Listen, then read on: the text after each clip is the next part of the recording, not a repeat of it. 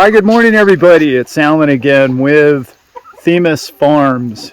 We're here with the chickens today. In our past videos, I had mentioned having my wife Elizabeth come out here and maybe give us a couple of pointers about our breeding program and some of the stuff that has been asked about us and some questions. So hopefully we can answer some of those and we'll get right to it. So Elizabeth, what have we learned about our breeding program recently? All right, so we have mentioned, or Alan has mentioned on a couple occasions, spiral mating and line breeding.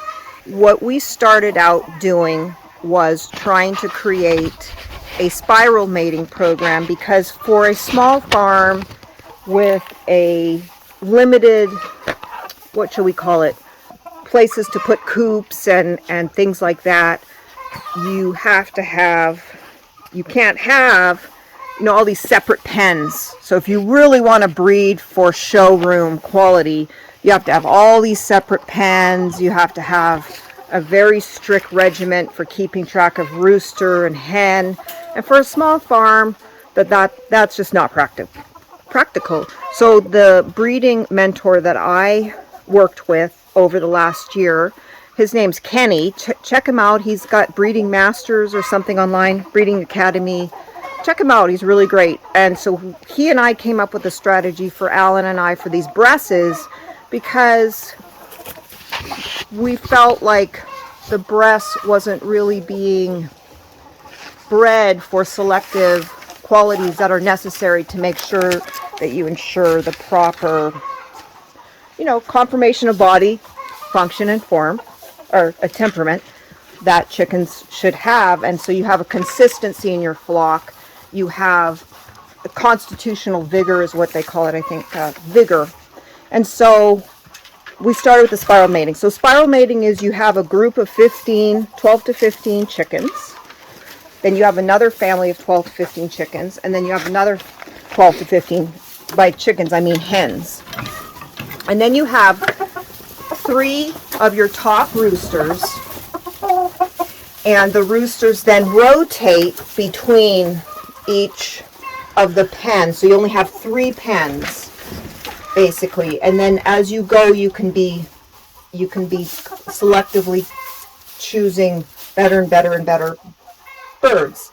And for us to try and raise hatching eggs, that seemed like a great way to go to maintain the quality of the breed, make sure that you're raising them for basically the specific breeding protocol set forth in France hundreds of years ago, which you can find online. I did a lot of research to try and find what's required, how they raise them, in the United States, they call it the standard of perfection. There is no standard of perfection presently for the Bresse chicken, but there is an equivalent in France. So that makes sense. So you just have 3 pens. You rotate the rooster from family A, B, C, and then you have rooster 1, 2, 3, and they rotate. And so that really keeps a consistent flock. Additionally, Alan has mentioned line breeding. And so for line breeding, what you're going to try and do is you're going to try and we're looking at the roosters. He showed you these before. These are some really great roosters. It's going to be hard to pick from these guys for the top. But anyway, the line breeding is we're going to pick kind of like an Adam and Eve. And what you do with Adam and Eve, you pick a prize rooster, you pick a prize hen, and you start line breeding them. It's a kind of an offshoot concept from inbreeding, which it technically is inbreeding, but inbreeding is considered a lot more closely related. So what you would take is your Adam and Eve, and then you would breed mom to son, mom to grandson, mom to great-grandson, and from those you have a proper separation between those families, and you finally end up with a really superior rooster and hen, and then you begin that process again, either by using those roosters and hens to incorporate them back into the spiral mating program, sell them as mating pairs, take them to shows, whatever it is you want to do, but it typically takes at least 3 generations to make you have a quality bird. And here's some roosters that we have that have not been culled yet. Some of them will be. And just getting into the culling issue. Yeah, what is our culling process? You're looking for, first and foremost, defects. Any defects of any of the feet, the combs, the feathers, the constitution, the vigor, and any disease, they're out. They have to go. If they have any disease at all, like I mentioned in my website on the blog, they have to be culled immediately. There's no keeping them around for dog food or anything like that, because you don't want to run the risk of it spreading faster than you need it to. And it typically spreads in the first several weeks. So any disease that you see is out. And I explained that more thoroughly on the blog. Take a look at that, because it's detailed through there. So defects, they're out. Now, if it's a defect that's just bow legs or the feathers are funky, like this guy here, you see him? He's got the hackle is discolored. He's gonna go. So we're keeping him in here because he gets along with these guys, and I don't want to lose track of him, but he's got to go. He's fairly easy cull for me. And there's another hackle that's discolored. We don't want that. You'll see everybody gets along really well in here. Just to comment on something Alan was showing you the last video. But then from there you look for conformation of body, function, and form. These Bresse, because they came from France originally, every one of these Bresses that are in the United States came from France. They have good conformation of body. And if they don't, which is the overall silhouette, what they look like, the old school Bresse looks like, they're out. Okay, and that's a subtle thing that you learn over time. You see that rooster there? He doesn't have great conformation of body. He's on the roost there, the first one in front of us. He's not so great. He just looks, it's hard to explain. It's just a subtle thing. His tail feathers are not great. He's kind of scrawny, and he's the same age as of these other ones. So just stuff like that. That's subtle. Function. The Bresse function is meat and eggs, and so they lay early, they lay often.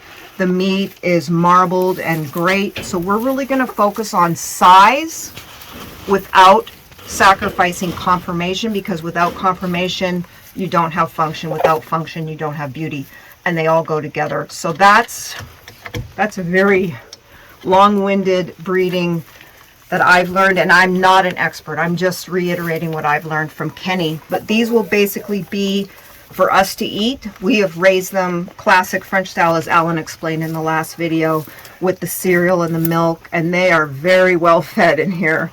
So we're going to have fun choosing from these guys, because these were the same ages, so they just worked out in here. If I try and add another rooster in here, it is not going to go over well. Right now, everyone gets along. That one rooster he'll get destroyed. So we're there. How do I keep track of all this mess is what somebody had asked me, and we do it by tagging, or we do it by separation, because we have our operation all the way down at the other end of the farm. So any of the calls, like Alan explained, I think he's explained this before, end up down there in the call program. And we're going to walk down there and just show you some really obvious calls that we had. Not a lot, because in 100 birds, we have a lot of really great birds. And typically you'll find about 10 standouts for roosters and hens. And I'm finding not standouts necessarily, but viable birds that can breed. It can be part of the breeding program. And really you only need 3 roosters at this point. And hens that don't have obvious defects. The tail they don't have much of a tail. It just kind of rounds out at the back. Those would go. Okay, so we are going to walk down now to the other part, where part of our process that she was just explaining to you is taking the ones that are obvious problems, defects, or issues. We separate them because this is our best stock. And we need to get them away, like she just explained, as quick as possible. Oh. So I'm going to end this part. I was just going to jump in. I'm sorry, Alan, but see the tags on these? Yes. I've got them tagged as well for some added record keeping. And those tags are kind of spirally, so when they grow, they expand with the foot and they don't get trapped on their foot. And so that was a good. Those are good tags to have. That was another question that we actually had was, since we free range a lot of our birds, how do we keep track? And so I keep track. I have a record, I have a log in there, and you'll see some of the tags have numbers on them. I've got the numbers written down inside. Some of them without tags, they're separated by being in here. And so I know that they are the ones I want to keep or the ones that didn't get somehow commingled with somebody I didn't want to be commingled with.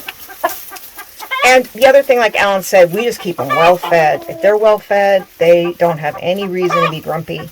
And so it's worked out great, like he said. Okay, guys, so we'll see you down at the other coop.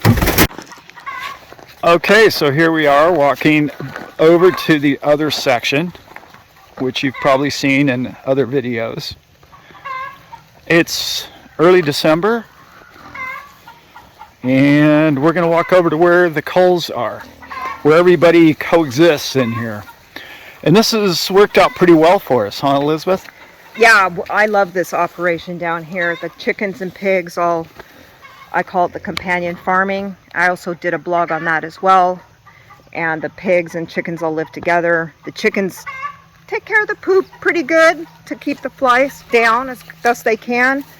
They do free range themselves by sneaking out here, as you can see. I'm kind of going off topic, but anyway, they sneak out here, and that's part of the tracking issue. So they sneak out and, you know, leave the operation here, the companion farming operation, because I love this green, of course, and this will not be green for long because they'll take care of that. But yeah, this has been a great little operation. I love it.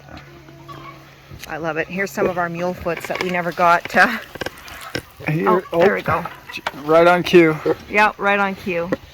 So these are the piglets that we just picked up from Louisiana. They've been a welcome addition.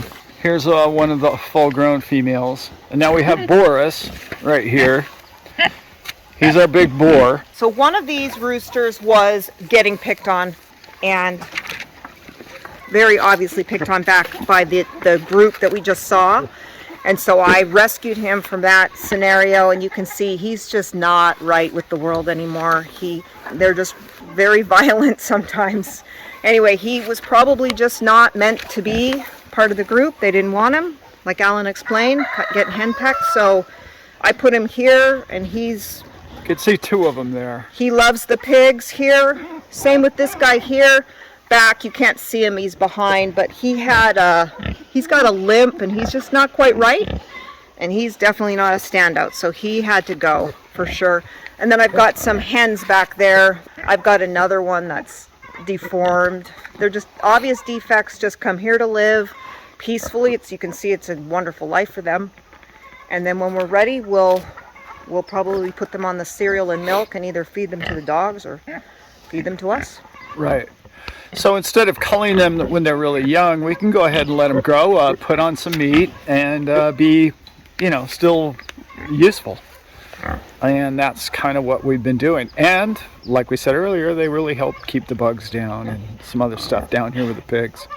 It's really worked out great for us. And yeah, we're